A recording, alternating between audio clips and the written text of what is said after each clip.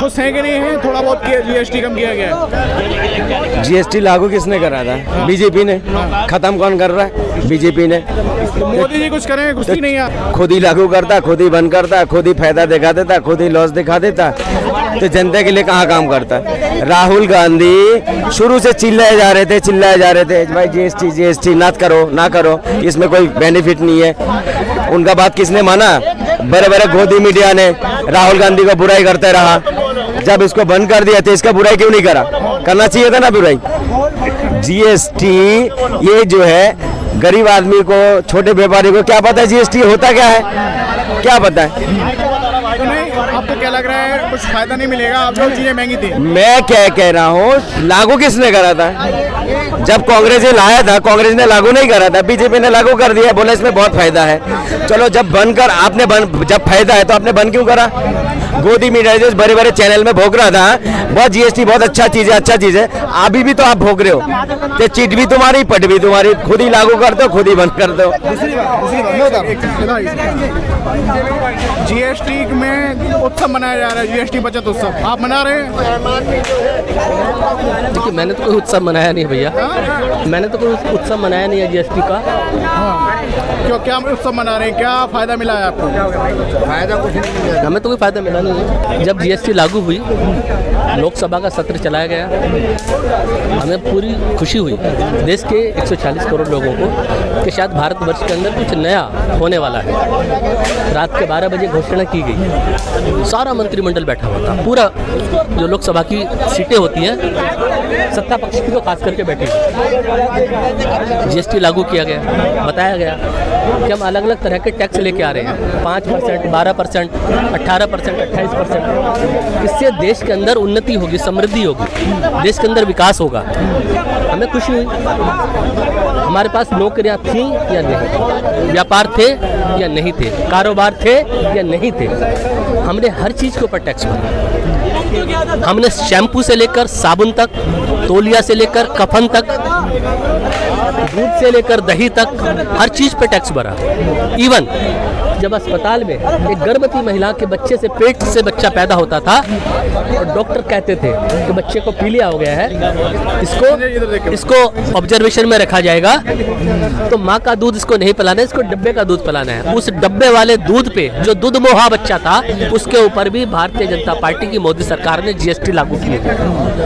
यह है भारत की व्यवस्था, भारत की हकीकत। तो उस समय पर पूरी भारतीय जनता पार्टी और भारतीय जनता पार्टी को जिताने वाला आरएसएस का कुनबा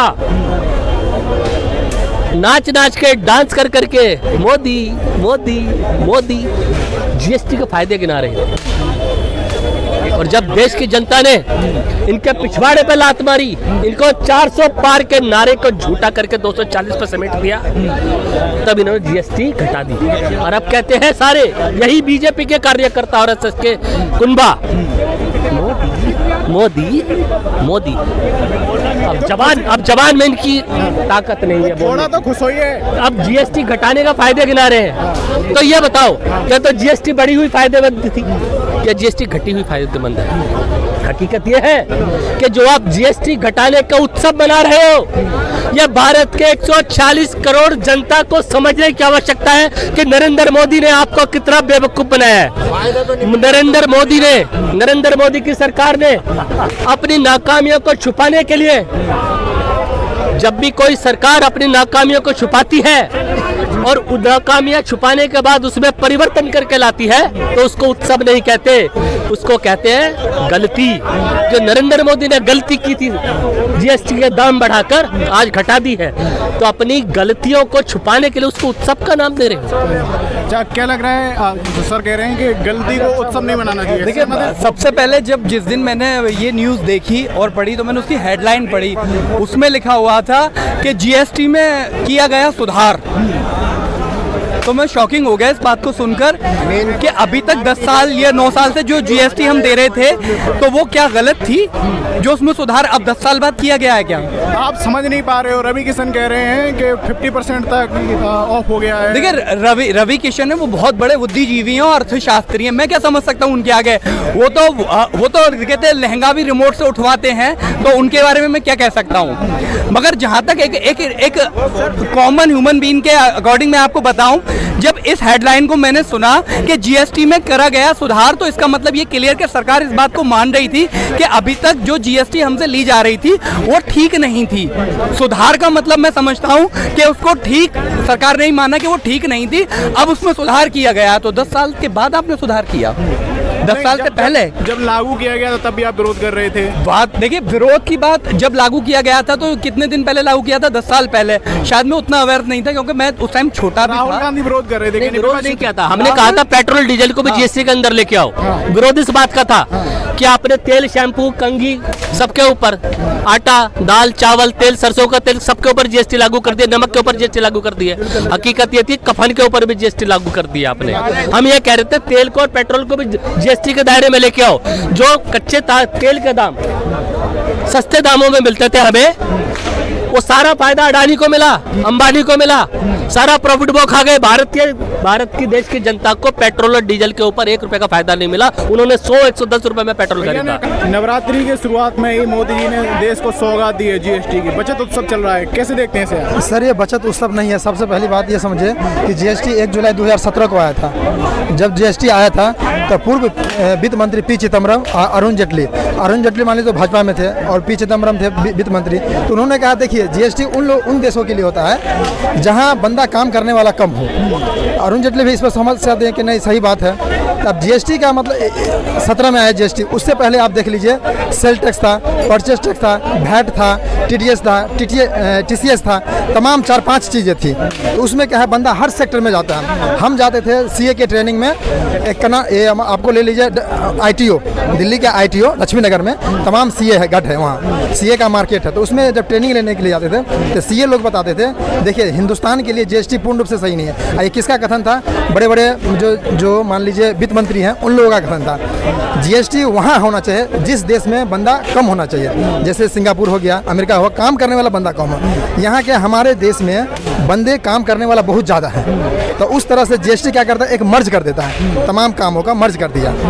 और उससे पहले कि हर सेक्टर में वैट हो गया, टीडीएस हो गया, परचेज टैक्स हो गया, सेल टैक्स हो गया, वहाँ आ गया। अब आ गया ये जीएसटी। आप बोलिए बताइए, बता रहा हूँ मैं। आ गया ये जीएसटी का 5 स्लैब हो गया। एक तो हो गया 0%, एक हो गया 5%, एक हो गया 12%, एक हो गया 18%, 28%। जब वो सब था तब सरकार उन्होंने 8 साल चलाएं। उसके बाद ये लगा कि नहीं, इसमें ज़्यादा हम जीएसटी कलेक्शन कर रहे हैं। तो इन्होंने क्या किया, 5 को छोड़ दिया और 18 को छोड़ दिया और 12 और 28 ले लिया। तो 12 और 28 को जोड़ दिया तो आपको 40 हो गया। और प्लस और माइनस में अंतर होना चाहिए। प्लस अलग चीज़ है, माइनस अलग चीज़ है। माइनस क्या है कि 5 रुपया में आप 2 रुपया 3 रुपया माइनस कीजिएगा, 12 रुपया में 6 रुपया माइनस करना चाहिए, 18 में 9 रुपया माइनस कीजिए, 28% में 10 रुपया 12 रुपया माइनस करना, उसको ना हम माइनस करेंगे। लेकिन उन्होंने क्या किया, कान पहले ऐसे पकड़ते थे, आप ऐसे पकड़ना है, मतलब घुमा दिए। तो लोग इस बात को नहीं समझते हैं, लोग को समझना चाहिए। और दूसरी बात, जब किसी भी वस्तु मार्केट फैक्ट्री में बनता है तो ऐसा नहीं है कि फैक्ट्री में बनता है और मार्केट में पहुंच जाता है, वो 4 स्टेप से गुजरना पड़ता है। तो 4 स्टेप पर जीएसटी लगता है, उसको समझिए। किसी भी वस्तु को मार्केट में बन गया, फैक्ट्री में बना, मान लीजिए एक पेन बन गया फैक्ट्री में, तो कंपनी का कॉस्ट हो गया 50 रुपया। एग्जाम्पल के तौर पे आप समझ लीजिए 50 रुपया हो गया। तो कंपनी वाला ने सोचा कि उस पर क्या है, फैक्ट्री का खर्चा है, लेबर का खर्चा है, बिजली का खर्चा है, स्टाफ का खर्चा है, खुद का खर्चा है। तो ये मैं बताऊँ ना, मैं उसके समझ, देखिए जनता हाव भाव में समझते कि जीएसटी हुले में समझ, हुले में समझने का चीज़ नहीं। जीएसटी एक बेसिक मुद्दा है, आप पढ़े लिखे का मुद्दा है। ये नहीं कि अरे बोल दिया हो गया, नहीं, ऐसा मत कीजिए। अभी फैक्ट बताइए। कम किया, कम नहीं किया, ये वसूली बाजारी होगा। अंग्रेज के टाइम में होता ना, इतना अंग्रेज के समय भी इतना वसूली बाजारी नहीं था। जो सरकार है, वर्तमान सरकार मोदी जी का जो सरकार है, इस चीज़ को जो है सबसे पहले हिंदुस्तान में जो है इस फैक्ट पे बात कीजिए। आप आ जाइए, सुनिए मैं बता रहा हूँ, CF एजेंट को, एजेंसी को ले लीजिए और होलसेलर को ले लीजिए और रिटेलर को लीजिए।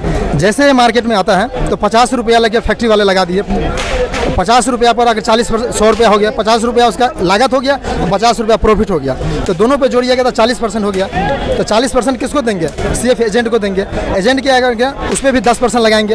उसके बाद ये 10% होलसेलर पर लगाएंगे, उस पर भी GST वसूलेगा। उसके बाद वो रिटेलर पर लगाएंगे और रिटेलर क्या करेगा? कस्टमर को देगा। यानी कि 50 रुपया का सामान को 500 रुपया तक, 450 रुपया तक मार्केट वस्तु पर पहुँचता है। दूसरी बात, GST का कलेक्शन हम क्या करते हैं? फैक्ट्री और कारखाने वाले नहीं देते हैं। GST जो है ना, जो वस्तु को बनाता है वो GST को कलेक्शन नहीं करते हैं, वो GST को कलेक्शन करते हैं।